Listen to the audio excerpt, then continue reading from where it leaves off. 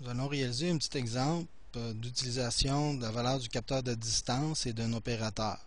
Le but ici serait par exemple de dire si un objet est près du capteur de distance, le moteur va démarrer.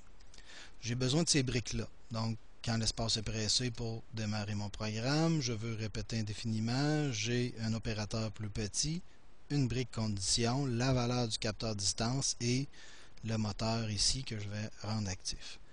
C'est une façon de travailler également avec les élèves, c'est-à-dire on peut leur donner un fichier où on a déjà les briques de sortie des différentes catégories d'insérer dans le script. Il ne reste qu'à l'élève à les placer, donc à structurer son programme pour réaliser le tout.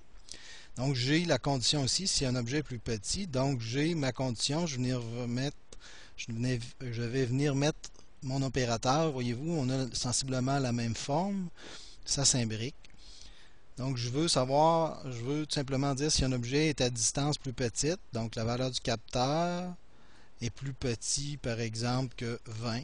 Ça sera à vous de déterminer la distance avec laquelle vous voulez que ça démarre. Donc j'ai ma condition, si la valeur du capteur distance est plus petit que 20, je veux démarrer le moteur pendant une seconde.